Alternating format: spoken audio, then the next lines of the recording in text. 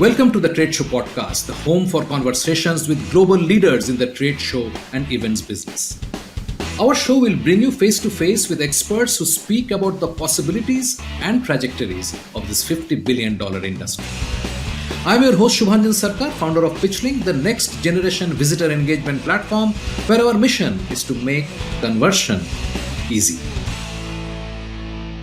Welcome to this episode of the Trade Show Podcast. Thank you for listening and your continued feedback. If you have suggestions or you want me to dig in with a specific guest, please write to me at shubhanjan@pitch.link or message me on LinkedIn, both links available in the show notes. I'm very excited to introduce you to our guest today, Enrico Gallorini, co-founder and CEO of GRS Research and Strategy, a cutting-edge boutique multinational research firm headquartered in Venice, Italy. Events are the foundation of the human evolution. Those moments where humans gather together for a specific need, those moments, those collective moments where the human gather together were really foundational, because at the beginning we need to meet for a simple reason: we need to survive. Fascinated by the how and most importantly, the why behind unforgettable live events that have the power to change lives, Enrico Gallorini has dedicated his life to decoding the profound impact that in-person experiences at large human gatherings have on individuals, society, and the world at large. His most significant finding is the unique ability that only live events have to inspire and drive human evolution. Through his research, he has uncovered remarkable and enduring patterns dating back to the very origins of humanity, insights that remain relevant today and will become even more vital in the future. Described as a forward thinker with a rare intellect and a distinguished expert in the events industry, Enrico is a strategic researcher specializing in visitor experiences and author of the book In Person, A Journey Through the Unstoppable Evolution of Events. He has captivated audiences across 20 countries, delivering keynote speeches at prestigious universities and international conferences, where he explores the transformative power of in-person events.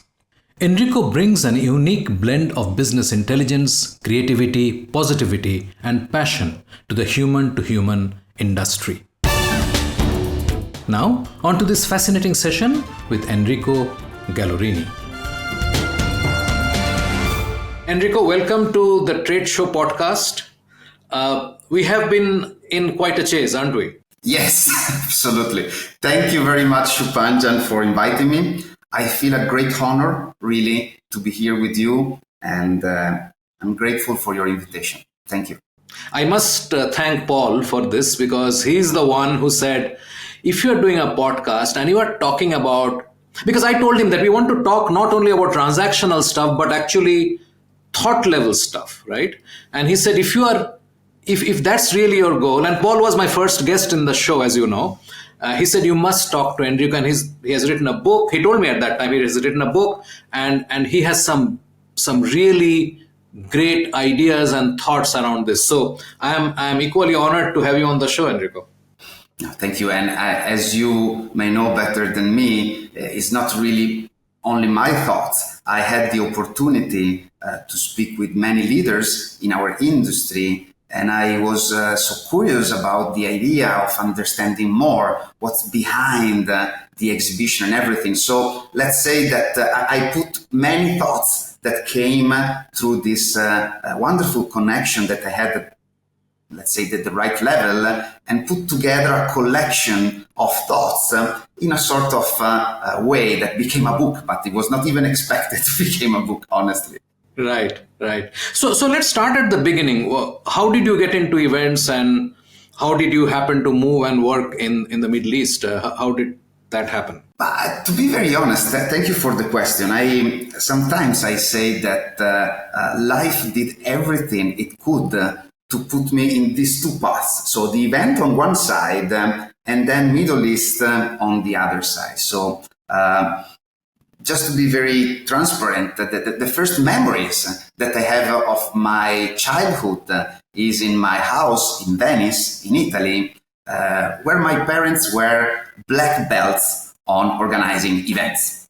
I remember this gathering. I'm very lucky because I'm coming from a prominent family in the mainland of Venice, and we had this nice garden, and my parents really liked to meet with the people, but were not only party, were moments where we had high-level conversation about poetry. I still remember that we had some violins coming, and I was very young.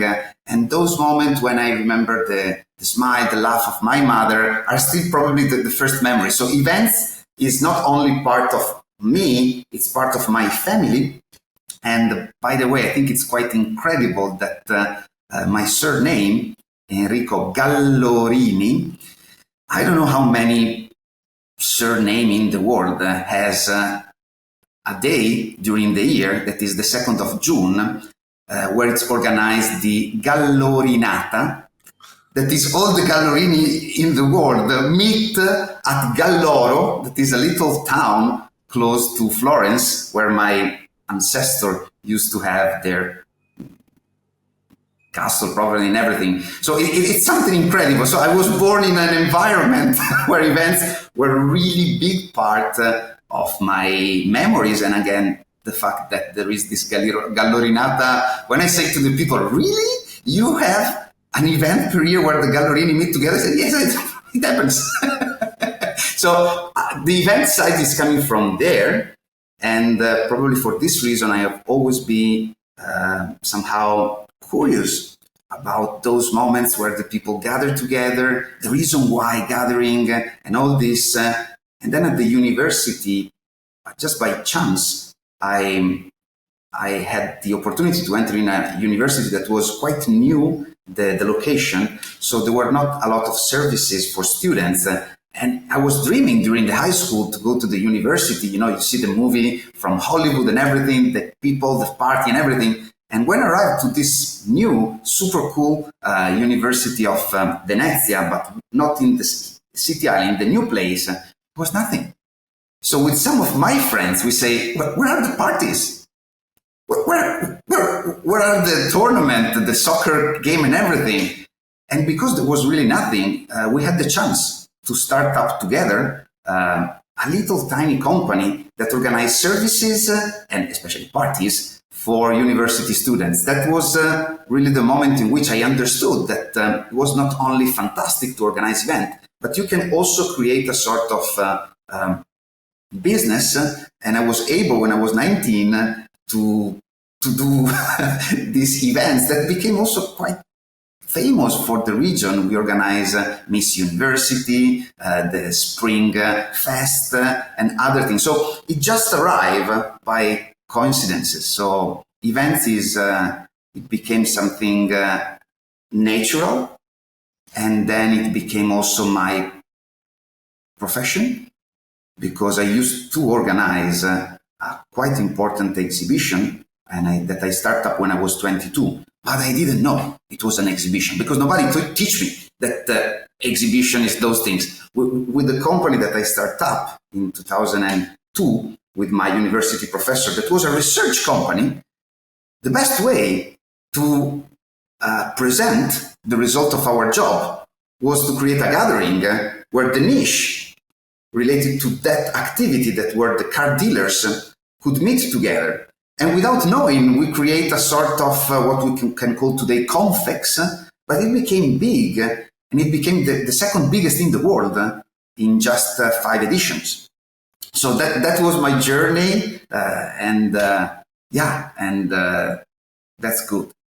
Related to Middle East, again, crazy, because I think that the first time I came to Dubai, it was for an exhibition. But not for me, for my actual wife, that at that time was my girlfriend. She was working in the beauty environment, and she had to come here for an important beauty event. And because I was free, it was during the vacation time, I just landed to Dubai. It was first time for me in Middle East. And I said, what's going on here? So what is it? So I take the time to go around. And then again, by chance, the year after, we went to another vacation, and we connect in Dubai, and we lost the flight. So we stay overnight, and we had the time to go around. And 3 years after, for other chances, so somehow the life was showing me and my wife that this part of the world was emerging, was booming. There was a strong vision. And so at the end, I, probably being also Venetian from Venice, a city where the people used to travel every time to discover the world. Marco Polo is the name of our airport, and is one of the most known Voyager dreamer in the world. I don't want absolutely to think about myself about like that, but probably in my roots there was this way to discover, and I find in Middle East a lot, and by chance, because it was not planned, and that was good. Right. That's a wonderful story. Before we come back to the research work that your company is doing currently and the partnerships that you have and so on, tell me a bit about your thought that human civilization has been having events as a fundamental piece of evolution. Yeah, I know. It seems on one side crazy when I say to the people in our industry, but especially outside our industry, that events are the foundation of the human evolution. The people watching say, what are you talking about? That if we deep dive a little bit and we try to understand more about what is those moments that we call events, just because it's a word, but those moments where humans gather together for a specific need that are foundational today, but in the past, those moments, those collective moments where the human gathered together were really foundational, because at the beginning we need to meet for a simple reason: we need to survive. So we don't have anything to protect ourselves or to attack. So many historians say that the secret power of the humans is the ability to create stories, so use the brain in a different way than all the other animals, because we need to tell the other the stories to survive. And events were the moments where those stories were teach, share, and through the journey that I went through, this curiosity of understanding more these thoughts of the importance of today in our industry, make me realize that inside of the events, as we call, there are some patterns that are still the same since probably 60,000 years ago, where our ancestor in front of the campfire, and I really visualize the fire, those moments, and the people sitting there and meeting, but not just randomly, because one of the first things of events is the concept that I found it so important even today, that is the concept of rituals and rituality. So those people meet when the moon was full, or when there was no moon, or at the change of the season, the seasonality, or when there's something big. So there was some rituality that, if you think about, is exactly the same today. So we gather in this large collective moment as a niche, as an industry, because they are a ritual. We know that we will meet in, Milan in April for the design week. We know that we will meet in September in China for the autumn fair. So those moments are still rituals because we know that those 3, 4, 5 days, our niche gather in a place, in a specific time, and that time is not driven by the organizer, it's driven by the industry itself. And that goes back to the rituality. And the second element that is at the base of this foundation is that each time that there is this rituality, those moments get little better, let's say like this, but not better like an event experience better. better for the story that we tell, for the sharing that we tell, for the new people coming. So those little tiny steps, little tiny increase were the increase that make us, like me and you speaking today now. So those ritualities and rituals make those little steps of human evolution. So this is why for me it's so important to go back on the basic. And it's the same today. The other aspect that is at the base, the second pillar of any event, any time in the world, also today, even more in the future, but we spoke probably later if you want, but in the past was what I call the spirituality. And I know that is strange to say, what are you talking about? Spirituality in the event? Yes, all of us have those blessing moments, those experiences where we are, for example, in a concert, all together, singing a song, and we feel that we are more than just our body. It's our body, it's our mind, it's our soul, and there is a lot. The energy of this in-person experience, this gathering, make us feel something that is bigger. And that bigger element that I call it spirituality can be seen in each event is the need or the sense of belonging. When we gather together, we want to gather with the people where we share the same or similar things. We want to belong to those tribes, not only because we're human, but because we spend the time of our passion in something similar. That can be the artist in the concert, or we think about religion. We go Friday in the mosque and we meet the same people that belong to the same thing, or we go to an exhibition. And this is a big part. So exhibition is not only trade, it's a precise niche of people that are part of a specific ecosystem, specific industry that gather together in a precise moment and in a precise space. Wow!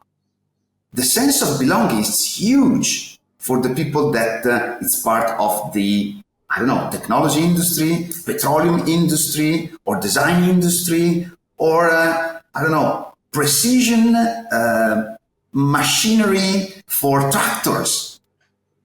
So those elements of being part of something, it's at the base of what we call today events or exhibition, that doesn't matter, but it was at the base of the reason why we gather together. So I really feel that these two elements, and it's just part of the journey that I went through, but these are the two basic elements. The rituals and rituality and the spirituality are so fundamental today. They were foundational for human evolution, and in the future will be even more important. That's fascinating. So where do you see? I mean, we all know what happened during COVID. It was sort of imagined when we had no visibility of when that was going to end. We thought this entire events business is over, and we went virtual, and so on. I was talking to Nancy Drapo, head of CIR, a couple of weeks back, and she told me that barring one or two industries, we are back at the pre-COVID level already. Sure.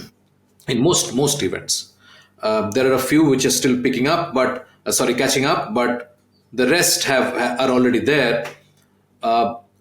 Where do you see this if you want to project, say, 5 years into the future? I would say 10, but 10 may be a bit much.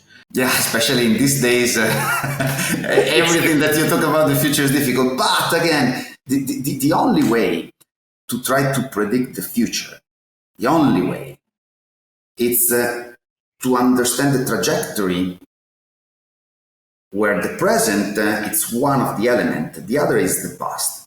So this is why for me it's so important to talk about the history, but not about the history itself, but the change that create those sort of trajectory are important, because especially in this historical moment where we have a very strong speed of change and huge uncertainty, the most important thing to make decision is to have clear in mind that in the chaos theory, what can prevent you is to have long-term trajectories. And for me, COVID was a wake-up call. It has been something important, not for our industry, but for the humans. We understand that we are social animals, full stop. There's nothing else. We need to meet. We need to gather together. And during COVID, I was like everyone in this industry, completely lost. I remember I had the opportunity to have an interview, really the beginning of COVID. I think it was March or April 2020. And the interviewer asking me, but how do you sleep being an entrepreneur, a supplier in the event industry? And I say, I sleep like a baby. This person, what does it mean?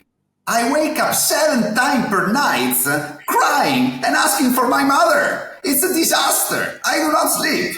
So that was the spirit. But because of that fear, it also brings me, I would say, to survive myself, understanding, are events going back? Is this the first time that happened? Why event exists? And again, the fact that for my point of view, events is not just a trade experience. It's not. It's also, but it's a constellation of things that happen in that precise moment, in that precise space, with the full band of an in-person body. Because what we are doing here, me and you, is completely different than the real in-person experience. Yes, you can feel my passion, but you cannot feel my energy. Yeah. We are not in the same environment, and we are only two. So on those moments, again, I think was driven by desperation. I had to understand if all my dreams, that was to create value through data, information, and everything in the industry that I love, would exist again. And my answer is, our industry is so foundational that can stop, but will come back stronger than before. And I'm not saying that, but that was my, let's say, my way to survive. my way to think that we will come back stronger. Actually, in many cases, events industry is stronger than before, globally. In every single sector. It's almost impossible to find a ticket to a concert. Exhibitions are booming. B2B events are becoming even more important. So this is what is happening. Thanks to, I cannot say thanks to COVID, because I would never say thanks to COVID. But because of that disaster period, humanity has this huge wake-up call. And this wake-up call, I think, is reinforcing what always has been granted, that events are the foundation of humanity. Let me reiterate. I mean, this is a great intro for the answer, I guess. But what kind of changes do you foresee? I mean, with all that is happening. Yes, the future. No, that's fine. I think it gives the context. It's also, see, this is also why, why I chased you for 4 months, right? Just to have this conversation. Exactly how it is going. This is great. So, when you look into the future, what do you see would be the major changes? I know this is a very lazy question, but I hope you understand the underlying thought. It's clear because, again, if you study the past, you study the change that make the other events and the present. And if you see the present today, experts, not me, but experts say that we are living in a very precise historical moment that we call the hyper-isolation. We are alone. We work alone. We commute alone. We stay alone. Yeah. We travel alone. And we spend the most of our time scrolling down a digital screen to fulfill the sense of emptiness. So this hyper-isolation brings something on the table of the event industry that we have to be aware. Events are those moments, those collective moments where the people that you belong gather together. So sometimes, if I have to say, I also think that more and more we work from home, remotely and everything, event can become also the offices of the future.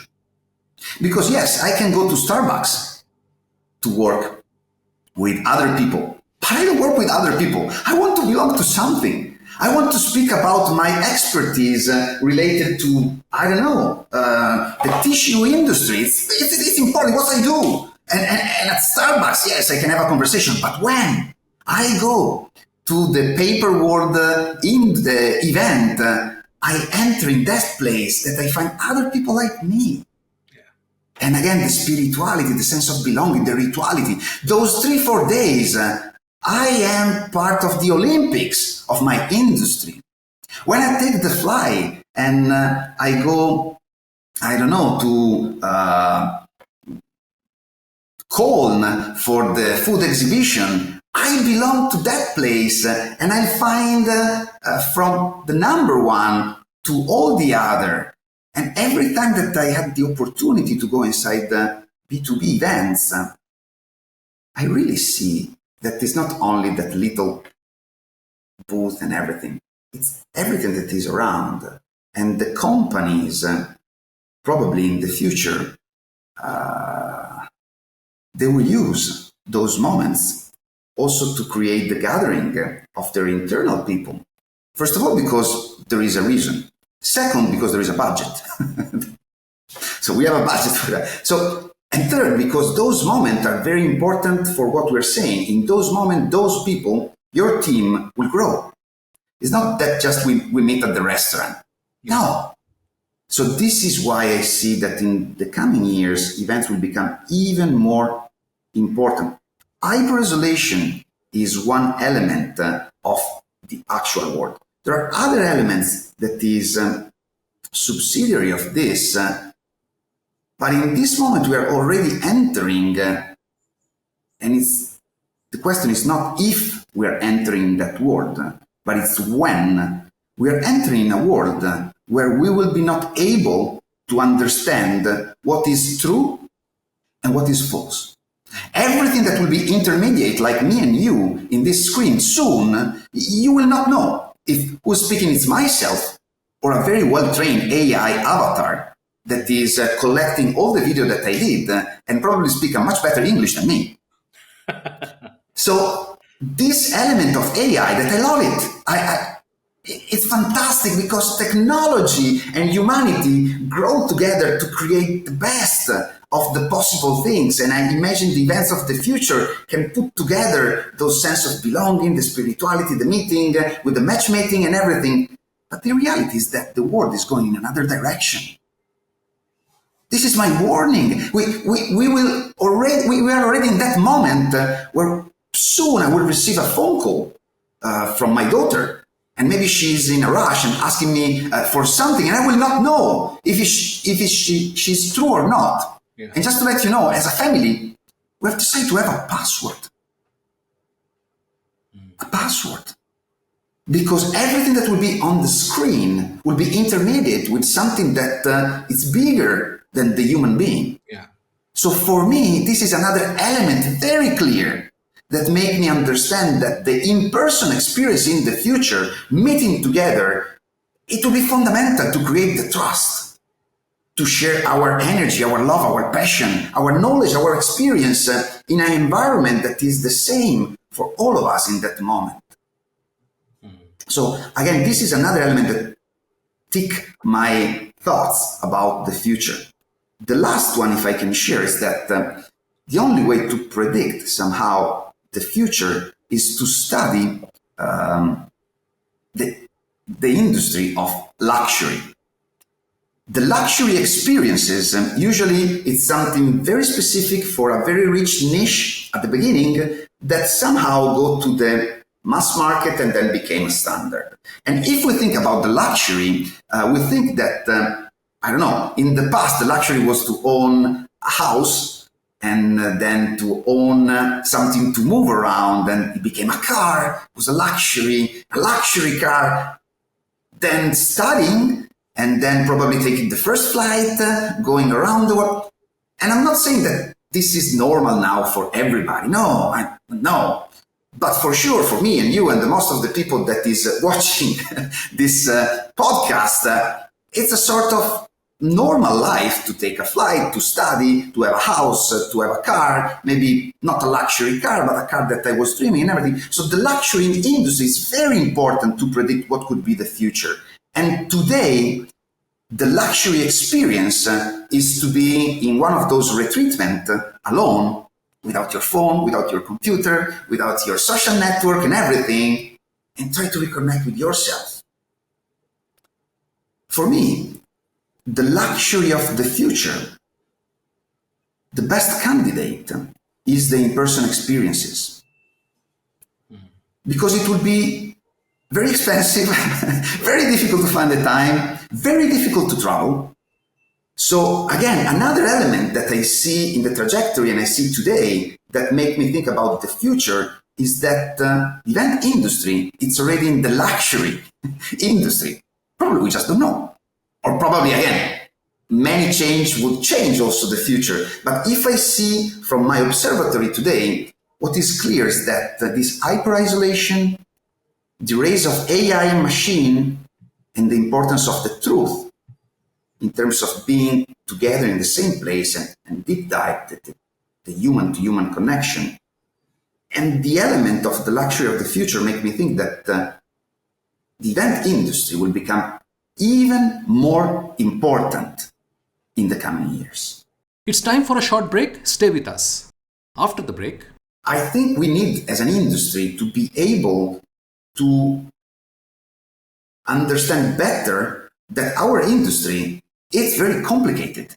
And we generalize with the word exhibition a big constellation of different things that have very important pillars. And again, for me, the most important pillar is the rituals, rituality, spirituality, and then many other elements like empowering the brands that in the past was not the brands, were probably the kings or the emperor in the Roman emperor, the education element, the spectacles. There are many elements that come to the past and today are the base of what we call exhibition. you are listening to a Bizcast audio original. Podcasting is one of the fastest growing content marketing avenues today. We can help you exploit this largely untapped marketing opportunity. We can craft your audio strategy and leverage the wide reach and easy streaming capability that smartphone penetration provides. It is powerful and personal.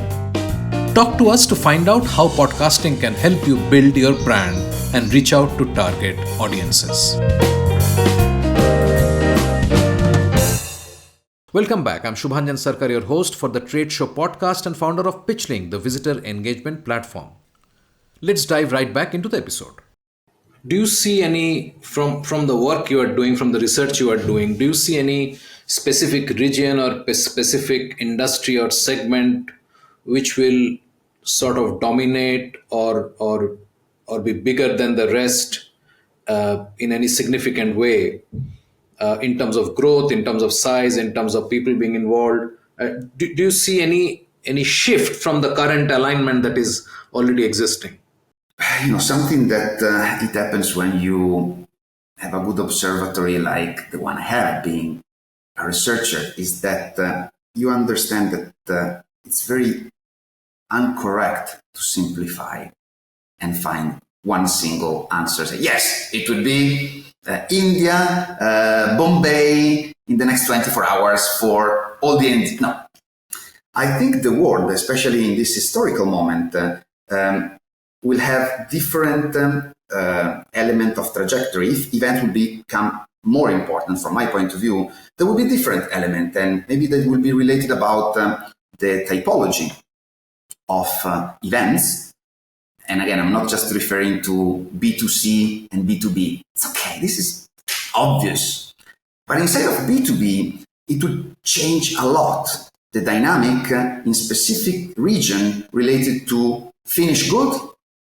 So exhibition that display content related to finished good are completely different than exhibition that display mechanical product that are completely different of industry that display services or technology. So I think we need, as an industry, to be able to understand better that our industry is very complicated.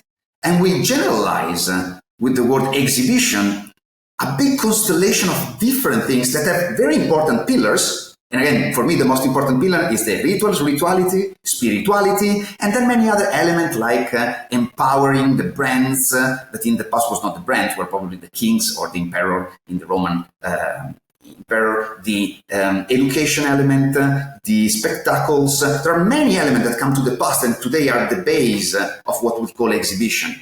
But probably one of the biggest problems that our industry is having is that the only way to think about the future is also to find new words that allow you to escape from the traps of the words that you are using for the past.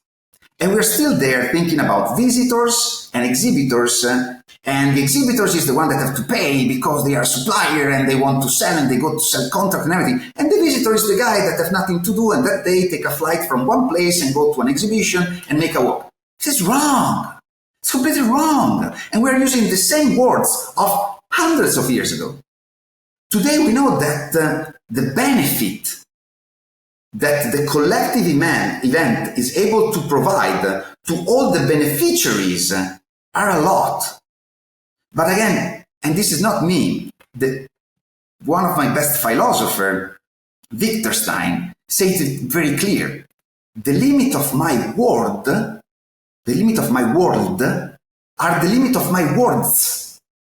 And if we're not able to change our words, the way that we phrase, the vocabulary that we use, we will be trapped forever. So these are the elements that need to be part of a new narrative, a new conversation, a new way of thinking. And going back to your point, I don't see a specific trend.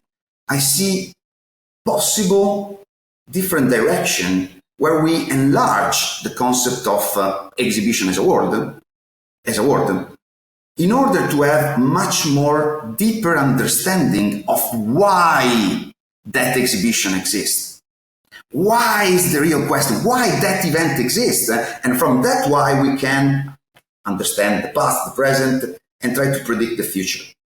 But for something I'm sure, our industry will be more important in the future.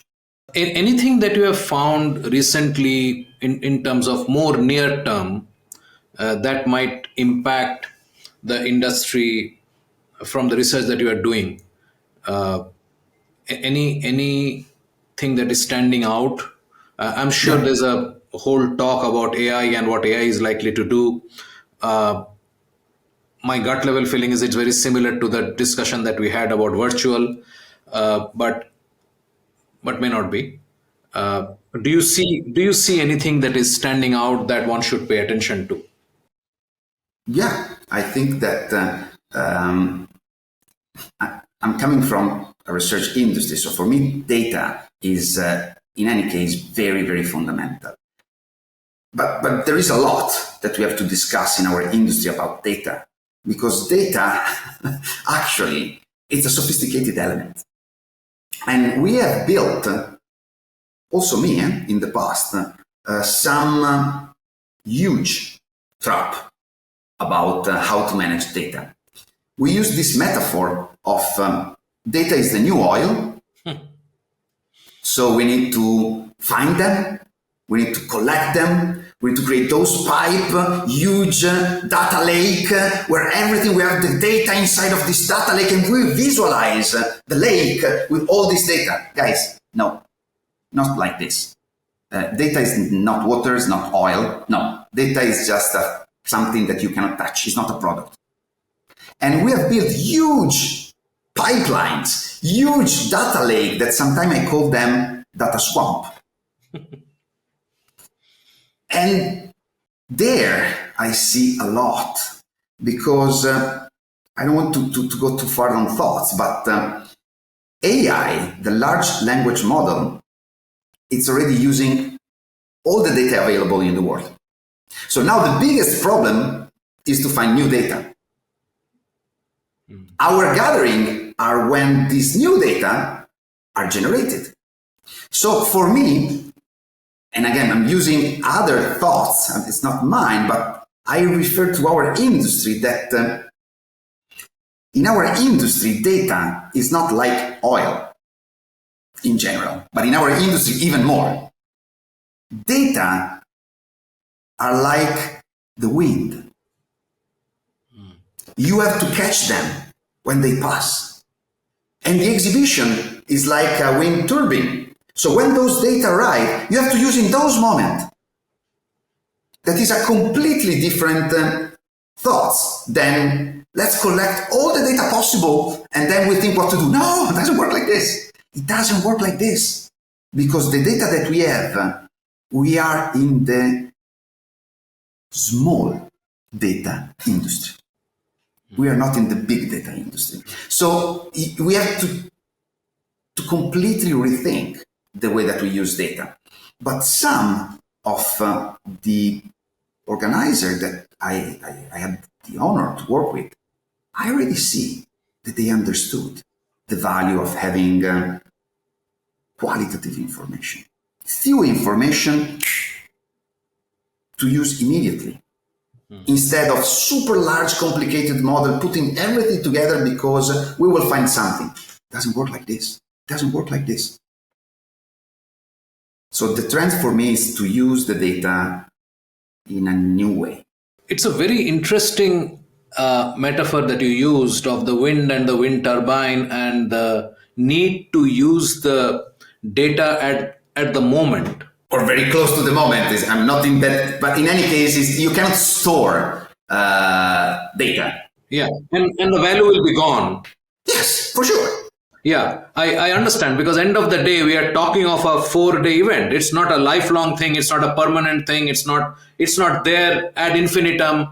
So, you can revisit and say, okay, this is what happened 6 months back. So let's do this now, etc. Or at least we have already tried, right? We have tried a 365 days event.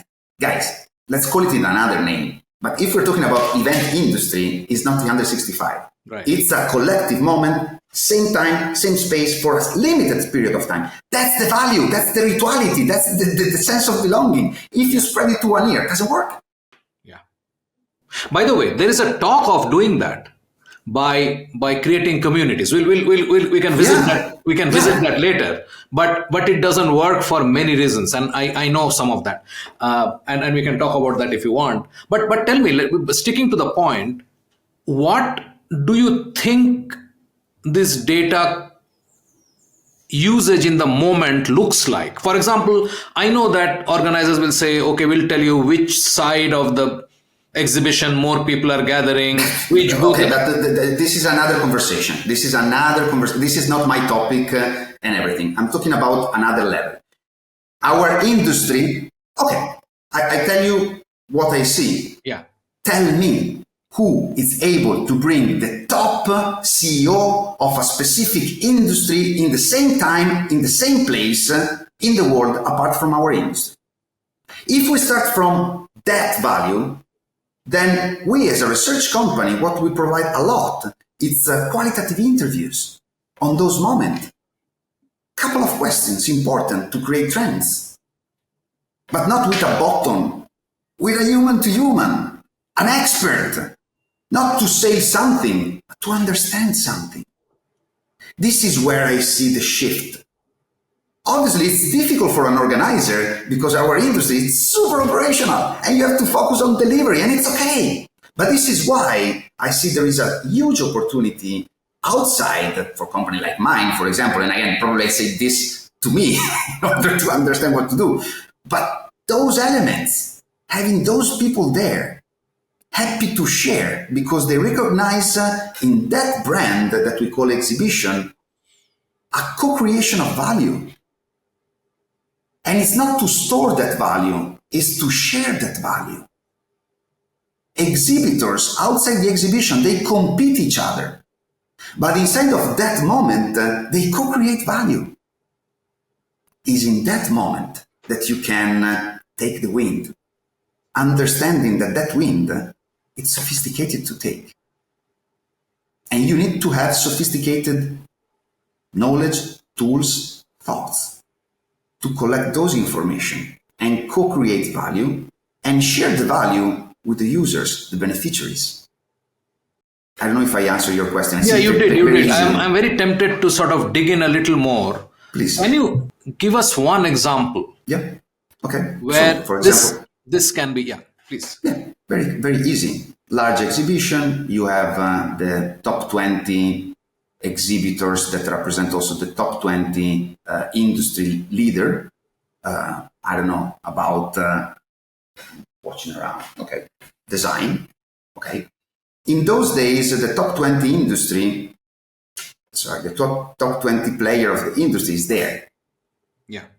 And they also pay you.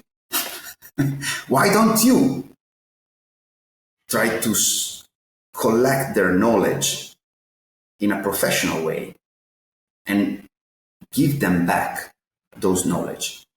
Because you as an exhibition are really impartial. You represent the peak of the industry itself. Yeah. Easy conversation. You book 10 minutes with these people and they are happy to speak, but not to sell something, to listen. And again, you need to have specific quality human research people that go there knowing what they are doing, because you have few minutes. It's like the wind is passing. What you want to do? And it's not that you decide in that moment. You have to have a framework of reasoning, research, a methodology, research, and then you deliver. So it's something that you have to prepare much before to understand what you want to know, and then you leave it to someone else. Like the AV, it's not that the organizer manages the AV or the carpet. Also, the knowledge should be managed properly, because I think that in the future, those knowledge would be the real asset of exhibitions. That in any case would happen. It will happen even if we don't want. Those people speak between each other and everything. But if the organizer is able to take those knowledge and share with the other, obviously anonymously in a benchmark way of doing, wow, that would change completely also the role of the exhibition. Exiting again from this trap, exhibition are business enabler. Obvious. It's okay. Granted. Exhibition can become the oracle of the industry. That's a completely new way of thinking. It's not only the archive mode, we archive all the things. We can use the knowledge to understand and help the industry to go in the best direction. So, passing from business enabler to market oracle, it's a big shift. Yeah, and do you see any organization embracing this idea as of now, as on date? Is anybody doing anything similar? Yeah. And I see a lot of enlightened companies that are entering in this element of understanding deeper and use those fantastic collective moment using, again, company like us, but just because I have my experience or other, to really focus on the knowledge. So it's the knowledge base that is really fundamental. Apart from all the other things, I'm not saying that the other things are not important, probably are even more important. But if we're thinking about the future, I see this possibility exiting from the trap of we are the business enabler. Yes, for sure. Granted, we are the business oracle. Makes sense. Do you recall in the past year, the various exhibitions that you participated or worked with organizers, any remarkable thing that you saw which was new, which was thought through and maybe I say amazing, And anything that you saw in the last year? Yeah, that there's many things. And again, for me, the things that really amaze me is who's able to try something new, to experiment, to fail, to use this moment that is good for our industry to try something completely, I wouldn't say crazy, because we cannot do crazy things, but something new. We need really to, and I've seen incredible experiments about this, and some of them I say, wow, it's amazing. And for example, for me, one of the things that I always say, there is this show that I find it fantastic, that is about mechanical and precise lubricant dynamics. Of one of the less sexiest show ever. And they have a pavilion that is all about springs. Bring, bring, bring, bring, bring. It's difficult to innovate spring. The last innovation, I think, was Leonardo da Vinci that did it, finished that. So for them, but it's an industry, it's huge. The only way to create something new, they experiment to bring at the center of the pavilion what they call the piazza of excellences. And they put, for example, 3-4 years ago, there was a technogym, the gymnastic element. It's full of springs. And all of those springs has a lot of things that connect to the AI and other things. But it's springs. A few years ago, there was Dallara, that is a car, that is a very fast Formula One Indy car. It's full of springs. So again, that was magic. Because with something that is really difficult to create a new narrative, they create a full year of content, where at the end, the event represents the peak point for the industry. The innovation, the newness, the elements related to that. And obviously, who did it? The organizer. Because we usually give the most important element about any exhibition, that is the content, we leave it to the exhibitors. They are the real content of any exhibition. They are the prop, they are the newness, they present everything. That is good. But if they don't have the newness, why the visitor should come? There are many reasons to come, but so if it's missing this innovation element, the future-proof everything, it's the organizer that have to think a way to display the future, the use of those things. And this is the way that I think was one of the best element about innovation that make me think a lot. So they use the exhibition with a curator, the pavilion as a person that doesn't sell square meters, curate the content. And they put a lot of money on this. The result, amazing, amazing. The alternative, difficult to sustain, a spring pavilion in the long run. I hope I answered. This is one of many things. Great. Experimentation. Experiment something specific for your niche. Again, this was a very precise example that probably doesn't work for the perfume industry. I don't know. But something, wow, with a curator, someone in the industry that wake up and say, what should we present this year as a collective moment? PitchLink makes buying easy by enabling high-quality engagement between buyers and sellers. Through its presentation and discussion modules, sellers create customized sales narratives using sales collaterals and personal videos and reach out to prospects through a non-intrusive, buyer-qualified engagement process. PitchLink requires no installation or download, contains and manages the entire repository of sales collaterals and buyer-seller conversations. Talk to us to know more about how you can engage with customers without interruption. Connect with us on LinkedIn or visit tradeshowengage.com. That is tradeshowengage.com. So, Enrico, is there anything else that you have on your mind that you would like to share? The only thing is that our industry is super fantastic. It's amazing. It's the base of the humanity. It's strong. We have to be proud. We are part of something bigger than just the square meters and the impact that we have on the taxi and the hotel. It's not only that.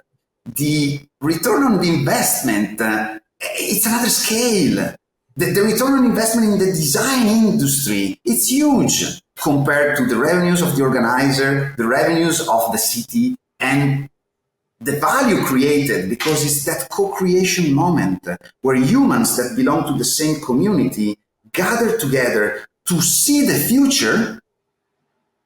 Because in any exhibition, you see the future. In any time that you open that door, all the contents inside of the booth, inside of the speaker experience and everything, it's talking about the future. So you see the future and you co-create the future.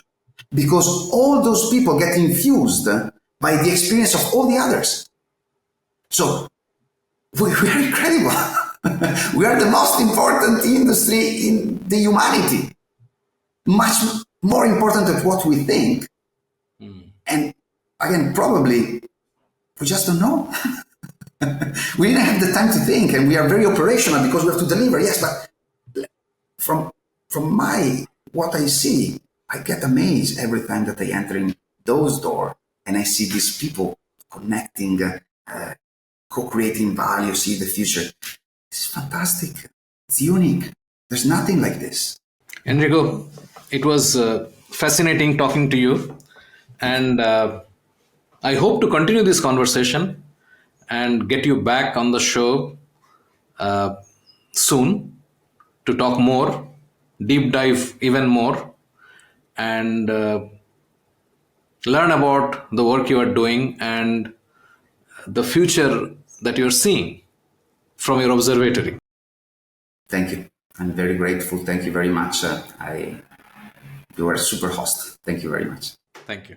We have a fantastic lineup over the next couple of episodes featuring great conversations on engaging your booth visitors and maximizing your ROI from your trade show investments.